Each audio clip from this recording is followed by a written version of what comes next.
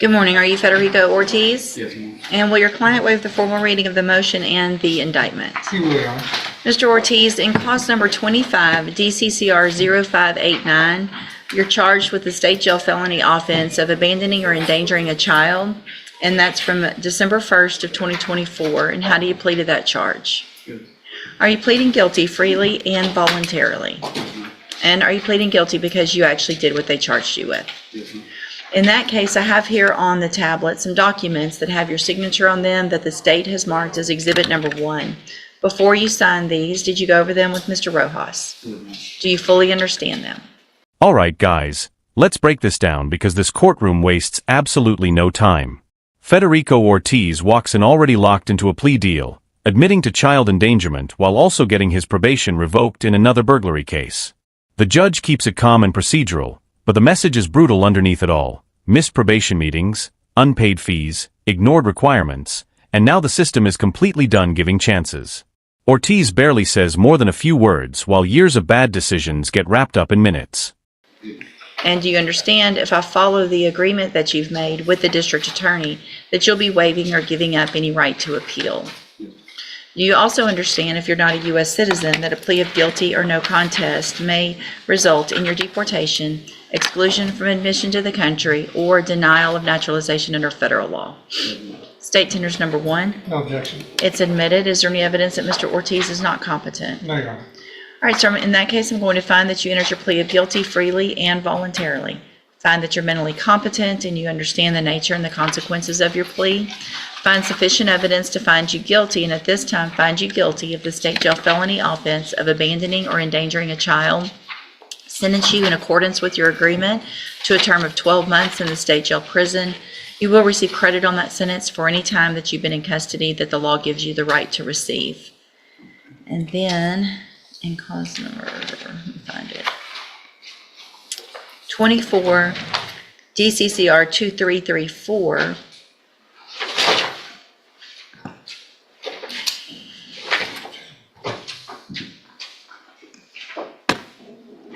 I have a motion to revoke your unadjudicated probation.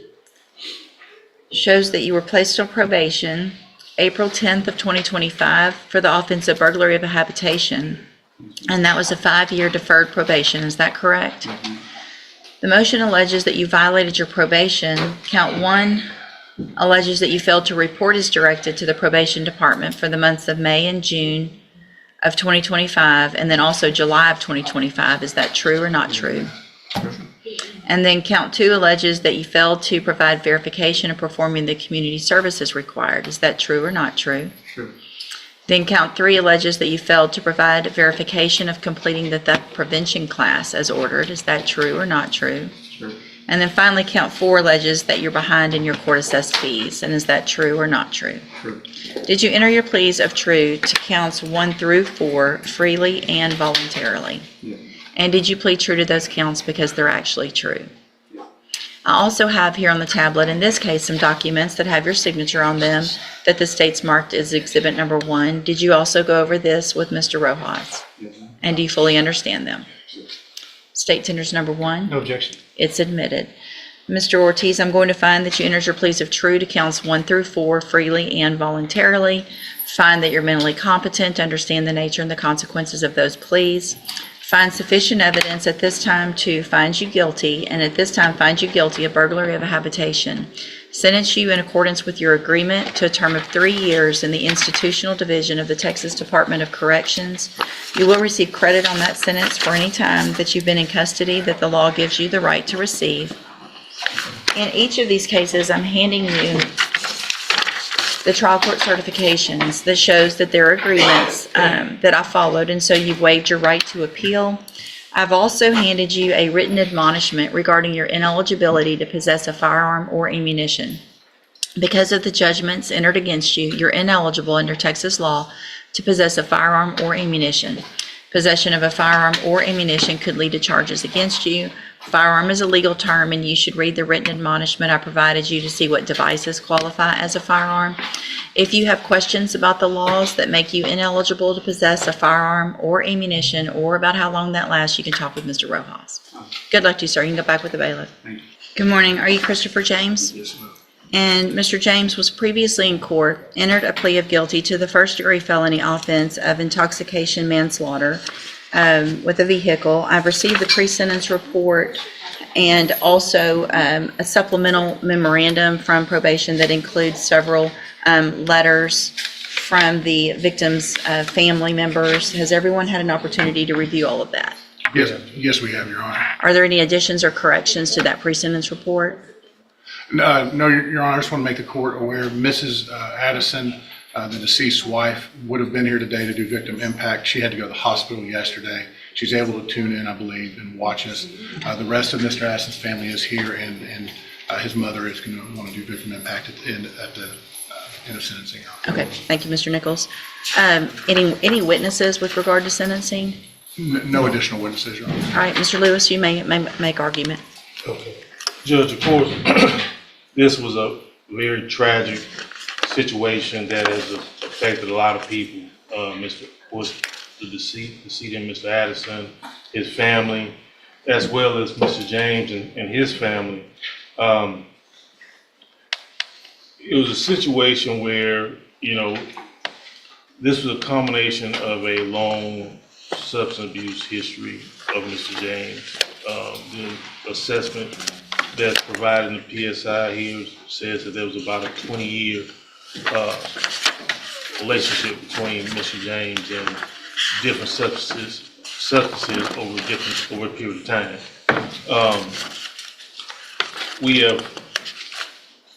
The one thing I can say is that once Mr. James went through this situation with this accident, he has been doing everything he can to try to better himself. He has got his high school diploma. He's was baptized and has definitely changed his ways and going to his faith and continuing in that regard. He's also got some different certifications that he was able to receive dealing with OSHA. I think it was Men's University, things of that nature to try to better himself, Judge. Now, it's no secret he does have a long criminal history. That even included dealing with PCP, which is the same substance that was involved in this accident. And as well as, other serious offenses. I do want to address something as far as, I know there's some situations here dealing with the jail instances, and I know how the court proceeds or looks at the situation here dealing with those. Mr. James, if you look at these situations, majority of them did come from situations involving him and other inmates, as far as any type of fight or anything like that, which unfortunately some things he can't avoid. But as far as anything dealing with being disrespectful or anything towards jail employees or things of that nature, there's one situation I think that they were talking about that it wasn't an actual write-up, but it was notated. He has been a trustee over there for a period of time at the jail as well. Now, I do want to point out that, of course, some of those situations that Mr. James was able to do to better himself, of course, could definitely increase his earning potential as far as what he has as far as his job situation. He does have significant family support. His brother is here today in the courtroom, who in any way is there to try to help him, including helping secure employment. My understanding is the plan, once he is able to be released, is for him to be moved to Houston, Harris County area, to be close to his brother, to help him with everything over there. Now, PSI did have a recommendation for his different. Sheena Harmon's hearing shows exactly how prior convictions can quietly turn a case from manageable to devastating. What starts as a charge for tampering with an electronic monitoring device quickly escalates once her theft and drug history enters the picture. The judge's tone stays measured, but the 6-year sentence lands hard. There's no dramatic argument, no emotional outburst, just a defendant acknowledging every prior mistake while the system stacks them together into a punishment that becomes far heavier than the original charge alone. Vehicles that support that's available to him through the probation department.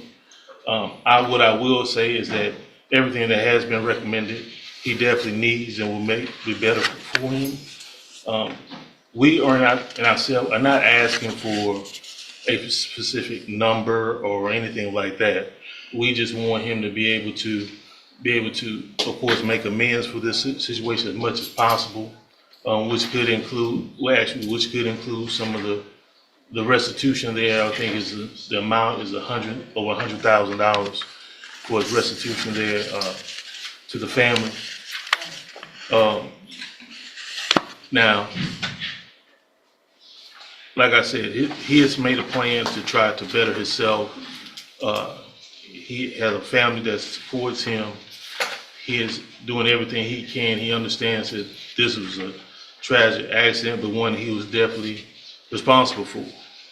And what we're asking for is as much leniency as possible from the court, for him to be able to move forward with the situation, be able to make amends as much as possible.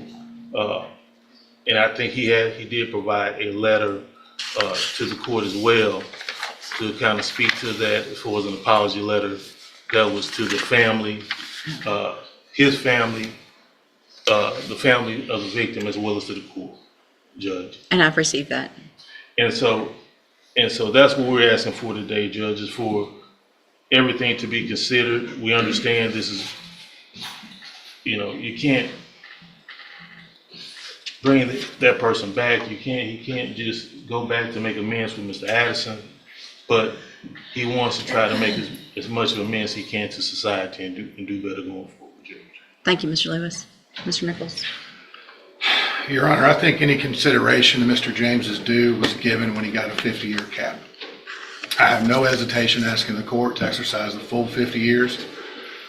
This case is one of the worst intoxication manslaughters. It's on video where he plows into Mr. Addison, who's at a stoplight on a motorcycle, and while trying to get away, runs over him and the motorcycle again. It's horrific, Your Honor. What is also just inconceivable to me is that a man who's on parole for several possessions of phencyclidine, PCP, finds himself behind the wheel on PCP again. And this time it ends in the death of somebody. His criminal history is extensive. It starts with minor drug offenses, then a conviction for aggravated robbery, and then I believe it's 5 drug convictions all at the same time in 2020, for which he was quickly paroled out and on parole when this happened. The fact that he gets to make plans in his mind for a day he's set free, I find rather offensive, and I think the Addison family finds offensive. They lost a son, a brother, a husband. There's nothing we can do in this courtroom makes that better. And sometimes the justice system is a poor substitute for what people lost. I think the best we can do at this point is this man spend 50 years in prison where he cannot hurt anybody else due to his own selfish decisions and continued use of substances. It's in the pre-sentence report. He minimizes his own addiction, his own dependency. He even claimed he did not know how he could have gotten PCP in his system the day this happened, that maybe he touched a bottle and it transferred through his skin, and I find that reprehensible, Your Honor, and that's why I'm... Colton Armstrong's case feels like watching someone stand at the edge of either redemption or disaster. He pleads guilty to felony theft, but instead of immediate prison time, the court offers probation tied to a massive restitution payment. Then the prosecutor delivers the real warning shot: fail to repay the money, and the state will push for the full 10 years. Suddenly, this isn't just about theft anymore. It becomes a high-stakes test of whether Armstrong can actually change course before every open case around him collapses at once. Asking the court for that full 50 years. All right, thank you.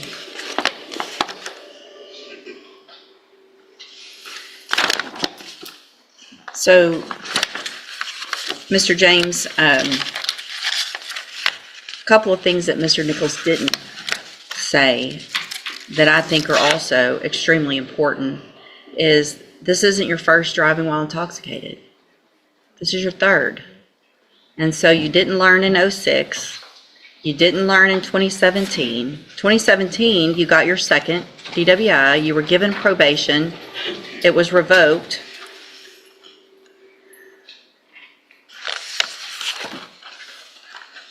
I appreciate that you entered a plea of guilty, because for myself and for the family, I'm glad we didn't have to see what it looks like this would look like on a video, because it is just horrible. And the fact that you are truly saying that you think you touched something and got PCP when you have had PCP cases over and over and over again, and you're on parole for possession of a controlled substance and you kill someone. It's a nightmare. Sure, go ahead. Can I say something? That night that accident happened, I've been clean the entire time I was on parole. Okay, I stopped off at a friend's house to give him some advice about what he was doing. And during that time, I did contact a bottle of his. I was not high at that time at all. It was in your system. Yes, ma'am. If you know how I fight.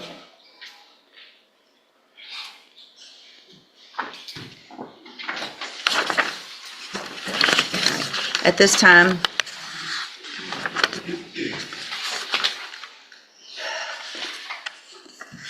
based on your history, based on the nature of this offense, I'm going to find that you entered your plea of guilty freely and voluntarily. I'm going to find sufficient evidence to find you guilty, and at this time find you guilty of intoxication manslaughter.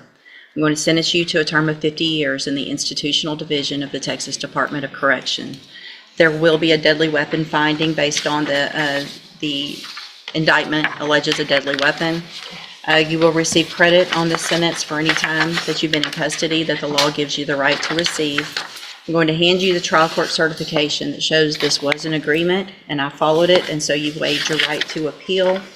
I have also handed you a written admonishment regarding your ineligibility to possess a firearm or ammunition. Because of the judgment entered against you, you're ineligible under Texas law to possess a firearm or ammunition. Possession of a firearm or ammunition could lead to charges against you. Firearm is a legal term, and you should read the written admonishment I provided you to see what devices qualify as a firearm. If you have questions about the laws that make you ineligible to possess a firearm or ammunition, or about how long that lasts, you can talk with Mr. Lewis. There's really so many other things I could say about how horrible this is, and rarely am I out of words, but I really don't have the words to say what a tragic circumstances based on your behavior this led to. Y'all can have a seat at council table for the victim